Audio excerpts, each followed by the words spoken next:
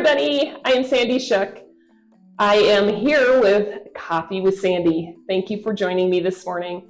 The mission of Coffee with Sandy is really to bring hope to others, to show that life has pivotal moments and we all have them, and I like to share how people get through those. My guest today is John, and John, thank you for coming and being on Coffee with Sandy. Wondering if you could introduce yourself to. Thank you very much, Sandy, for having me on your show. Life definitely does have pivotal moments, and they can be very unexpected. Yes. And I'm definitely living that. Mm-hmm. So do you want to introduce yourself to the viewers, just who you are? Oh, yes. My name is John. I'm a local insurance agent here in Colorado Springs. But the bigger, more important piece of my story is I have lived with a progressive neurodegenerative disease for the last 14 years. And that's a big piece of why I do what I do and how I do. Yes. And you and I met almost 3 years ago. Yeah. And it was a speed networking event at the Tri-Lakes Chamber. And I think I told you this before, but when you gave me your card, I'm like, oh, another insurance person. And thinking, do I really need to really know another insurance person? Because I have my insurance. Right. And then when we sat down for coffee, I was just amazed to get to know you and know your story and all those things. So thank you so much. And because I think that we're good friends now, because we have become really good friends. And bless her heart, I stopped driving a couple years back due to my health. And Sandy, bless her heart, has helped guide me around to different networking opportunities. And I think the moral of that is don't judge a book by its cover. yes. And if everyone, whatever industry, if you care about people first, you're gonna be successful, because that's how business moves forward. Right. And you taught me a lot about what networking really is, what it's all about. And then going to the other networking groups that you had suggested, Right. it's amazing the community that we have here in Colorado Springs, and the surrounding areas, because you introduced me to people up in Highlands Ranch as well. Right. So one of the questions I want to ask is, when you were in grade school, second grade-ish, do you remember what you wanted to be? Yes, actually, probably a pilot, because growing up, I was obsessed with airplanes. Really? And I very rarely wanted to do anything else. And in fact, in college, before my health journey started, I trained and got my private pilot certificate. Wow. Intending to make a career of it, and that didn't work out for other reasons. Well, so then So that was middle, or that was like grade school all the way through high school then that you had that Yes. dream. Yes. That's cool. So did you end up going to college after high school? I went to college for 3 years pursuing aviation. And essentially, it got too expensive, and there were a few other factors. And then I transferred to a teaching program. Oh, teaching in aviation? Teaching school to elementary Oh, kids. okay. Mm-hmm. And I taught for 5 years. Got very burned out and frustrated and left teaching and did corporate sales for a bit and then landed on insurance. And I'm the most happy of everybody. Well, and that's proof to show that even if it's stuff that the path that you think you're going to be on, just wait. Just breathe through it Right. and take that moment to find where it is next instead of Yes. getting so down about. Absolutely. Yeah. So when did you discover your handicap? I guess I don't know how to. My Is that the right term? Sorry. handicap impediment. Yeah. There's a lot of political correctness in our environment. So, I'm today. sorry if I use the wrong words. You're not at all, Sandy. I am. Call it what it is. It is a handicap. I am disabled. If you try and spread sugar on crap, is still crap. See why we're friends. So, yes, my handicap started, I probably was born with it latent, but it wasn't progressive, and no one ever really figured out anything was wrong. Mm-hmm. It started slowly being symptomatic in 2010, and I was diagnosed in 2012, and then it's just been a road ever since. Mm-hmm. The interesting thing about the brain is it's very complex and very understudied, I guess. Mm-hmm. Mm-hmm. And my condition is particularly rare. And so the doctors know of no treatment or cure, and they don't even have an accurate prognosis. Mm-hmm. Well, and there's still hope out there for that. There is.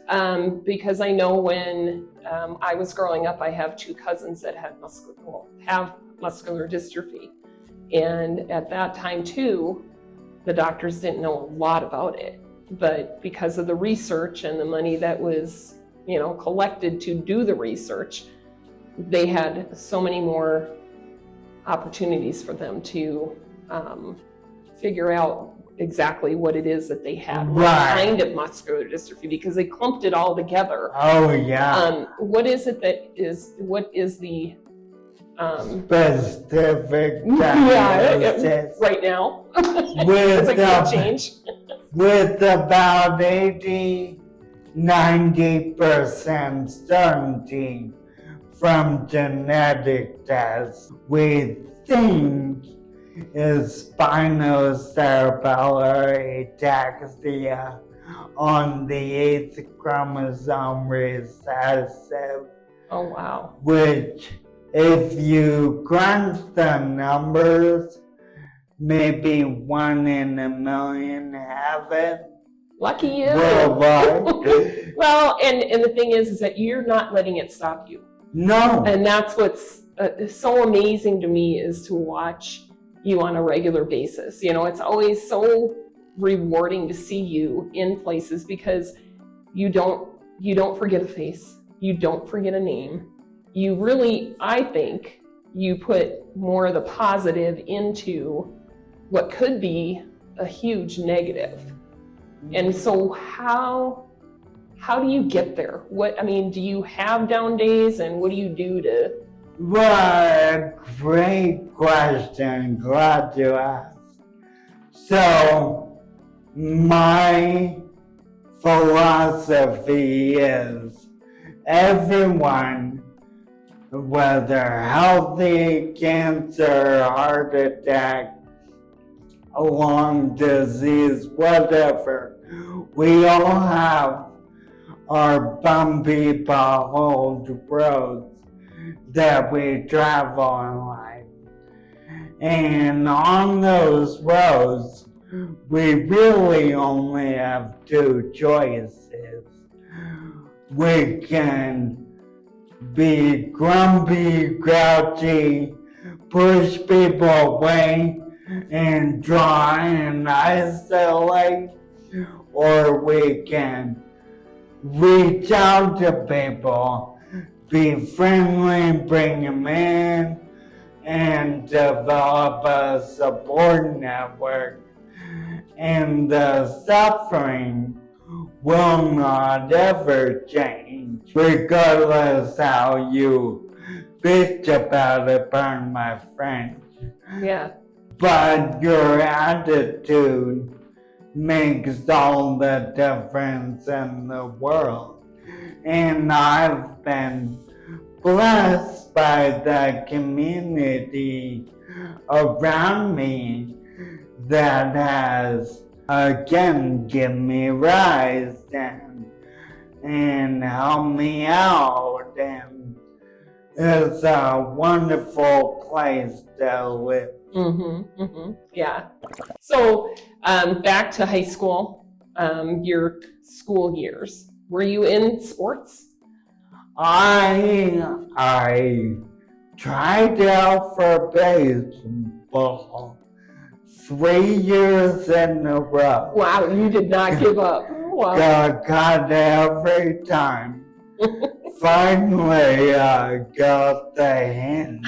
In my senior year of high school, I went out for cross country. And because I was a senior, it didn't matter that I finished at last. Yeah. I still made varsity. That's awesome.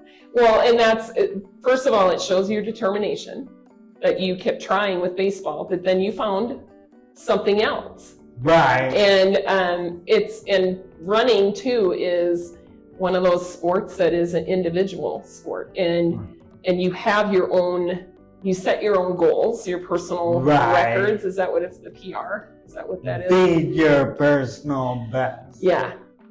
So that's pretty cool that it didn't matter because you were senior and you were going to make a difference regardless of what anybody said. So cross country. And then of course, when you were in college, because of the expense, you stopped with the aviation. So, or you just shifted. There were a combination of things. And most of my classmates ended up getting their licenses in one semester. That was the standard pattern. It took me 3 because every time I'd go out to fly, the weather would move in, so it was canceled. So then I had to relearn everything, and that increased the expense. Yeah. So then as I moved on in my program, it got to the point where it was entirely untenable. And in overarching all of this, I'm a man of faith, which we've talked about before. God knew I would be getting sick within 10 years from that point.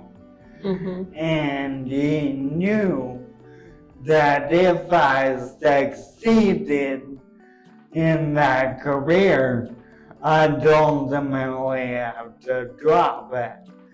And I firmly believe he had better plans for me. Yes. Like meeting you and Yes. all the wonderful people. Yeah. Well, and you're on a different mission. It's not just, I think that, to me, your mission has always been to bring people together and to actually have more of a message for people that, just because life sucks sometimes, God has different plans for us, and we need to be open for those plans.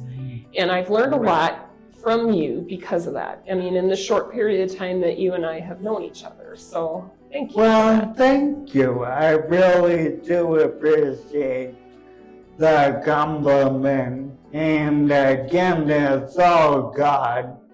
He knew he had this mission for me. And it's hard to connect people really, truly behind the controls of a machine, any machine, no matter how awesome. Right, yes. And flying is pretty dang awesome. Yeah. So, your family. Do you have siblings? I can't remember. I have 2 younger brothers. One lives in Orlando and the other in San Jose. Okay. And you were not originally from Colorado. You're from... No, I was born in Southern California. And actually, when I was 5, my folks moved over to Indonesia as missionaries. And I pretty much grew up over there. Came back to San Diego for high school. Wow. What was it like growing up that way in Indonesia? Oh, wonderful experience. I mean, if every child could grow up in a diverse culture, I really think we'd all get along better. Yeah, different perspectives for sure. Yeah. And the food was great. Is the tropics. Then Hawaii on steroids. Yeah. Wow. Oh my gosh. I can't imagine what it would be like to do that. So were you close with your brothers growing up, or did you kind of... I mean, we essentially were in the middle of a foreign culture and had language struggles. So we, in that regard, bonded as the only English speakers. But I mean, I wouldn't say we've drifted. We stay in touch. I'm not really sure what the numerical scale of really tight is. Yeah. So, because you were in a foreign country, did you celebrate different holidays while you were out there, or was it more cultural, whatever they did? I'll give you one example. Indonesia is primarily Islamic, but there's one island, Bali, that's predominantly Hindu. Hindus in Bali have this festival where over a couple days they seek to scare off evil spirits and then do a whole silent blackout, shades drawn. Oh, wow. Knowing how trick the spirits that no one's there. Mm-hmm. This practice, obviously, we respected and would follow the blackout on that day. Obviously, didn't try and scare away the spirits, but we respected not going out. And then on the Muslim islands, Ramadan, you make allowances. You're woken up every morning at 5 a.m. by the call to prayer, whether you're practicing Muslim or not. So it's more of an issue of respect, and we would celebrate Thanksgiving, 4th of July, but I mean, that was our own thing, not forcing it on them. Right. What about Christmas? Did you guys celebrate Christmas? Christmas, actually, interestingly enough, the Muslims recognize Christmas. Okay. It just doesn't have the same import for them, and so we certainly celebrated that. That's awesome. So who was the greatest coach in your life? Did you have one? You can say me. I'm just kidding. Greater. Or mentor. I would say most of my mentors that have really gone deep with me have come in recent years.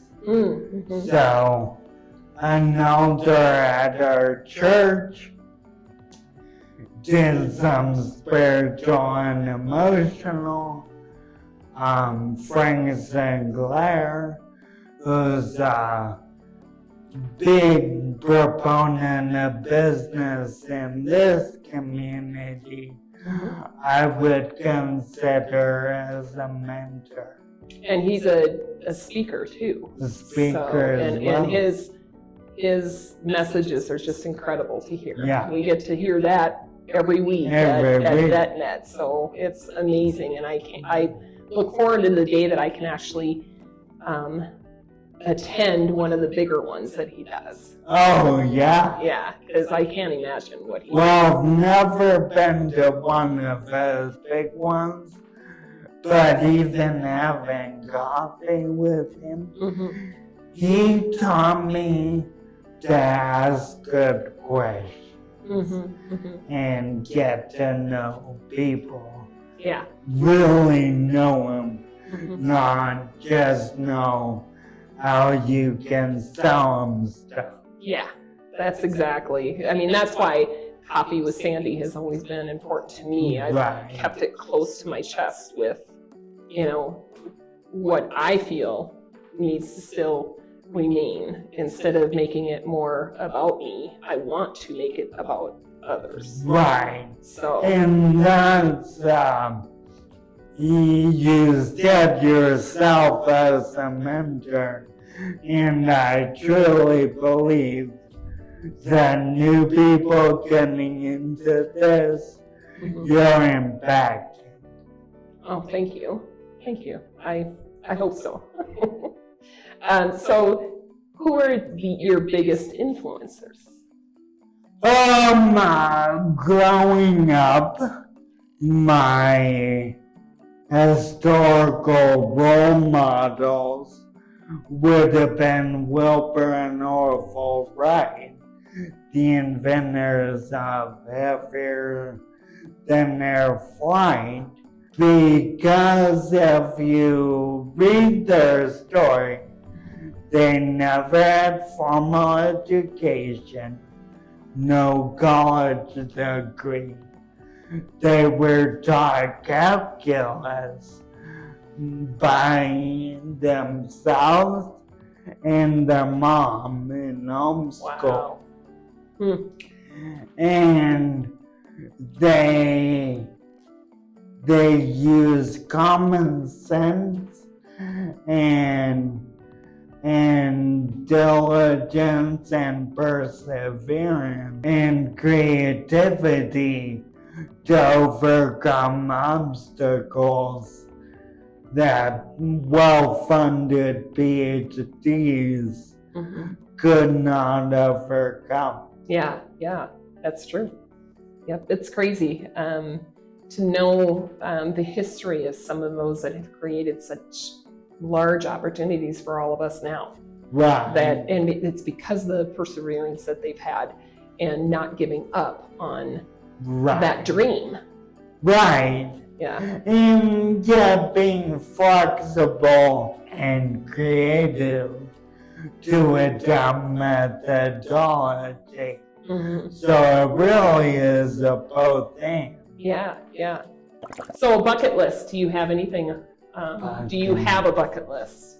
I call it an eternity list. Eternity list. Because in my current physical state, half the stuff I want to do would actually make me more miserable.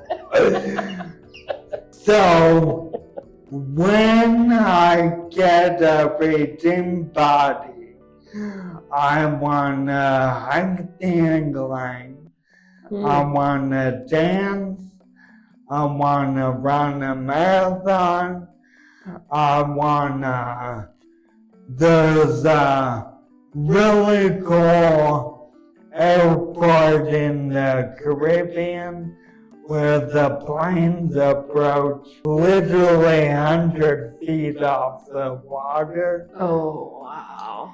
And they land yards from where beachgoers are. And I've always wanted to visit that. And you want to be the pilot to do that? No, I'd rather watch it. Okay. Just really cool. Yeah. Those are the things I want to do, whether I get healed in this life or the next. That's so awesome, John.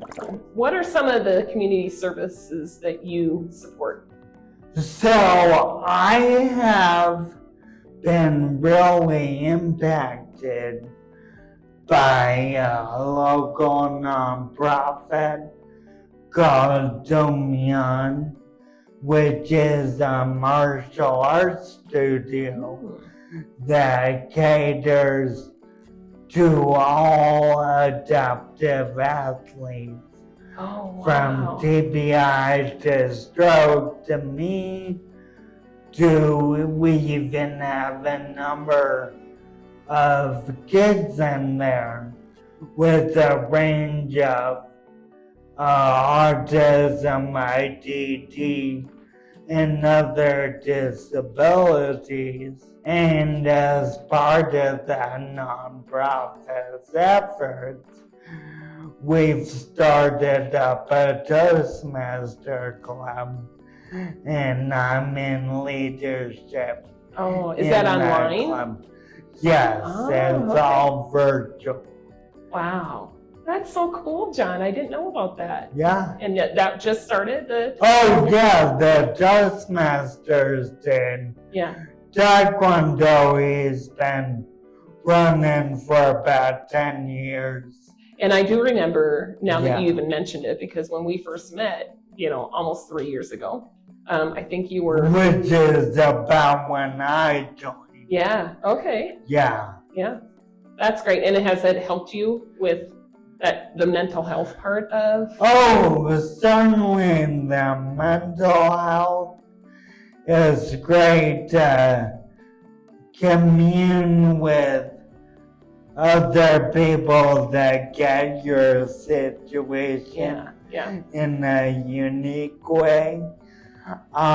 And the Toastmasters is great because obviously having been a school teacher and being a salesman, public communication is my forte. You're right. And I love being able to give back to the community, and especially to individuals who don't have a voice and are excluded, shunted aside very often. Yeah. So is that, how can people help with that organization then? Well, the best way would be to reach out to me directly at 719-247-0008 or my email JON.WILCOX1@yahoo.com. That's awesome. So then also too, is that how somebody would reach you for your business? Oh, for business, my phone number would be best. The way I approach insurance is education. So people who are just looking for a cheaper rate may want to go elsewhere. People who are really wanting to understand how do I balance a good rate with appropriate coverage, what is appropriate coverage, what are the different types of coverage, I can certainly help with that. And because your story is so unique, would you mind giving me your 30-second commercial that you typically do in our networking? Good morning, my name is John. I'm an insurance educator, and you should prepare for the unexpected. 13 years ago, I thought I was completely healthy, had no idea I would be living through a major disability. Let me help you prepare for the unexpected. I do appreciate you coming in today and being on Coffee with Sandy to share a little bit of your story. Those that want to reach out to you to have coffee, I totally recommend that to anybody. So thank you very much. Thank you. And thank you all very much for joining today. I am Sandy Shook. I'm Coffee with Sandy. Yeah, you know. I am also a mortgage advisor. I actually can help you figure out a plan, whether if you're looking to purchase a home or if you're actually trying to figure out how to get more money at the end of your month by refinancing, and seeing if it makes sense to actually get rid of your small mortgage rate. Because sometimes, that breathing room at the end is better to live with less stress. Also to maybe even getting into investment properties. So reach out to me, reach out to John. I think that the two of us together, we can meet together or otherwise separate, but we actually do work with the community to be community outreach people. So thank you very much. Thanks for tuning in.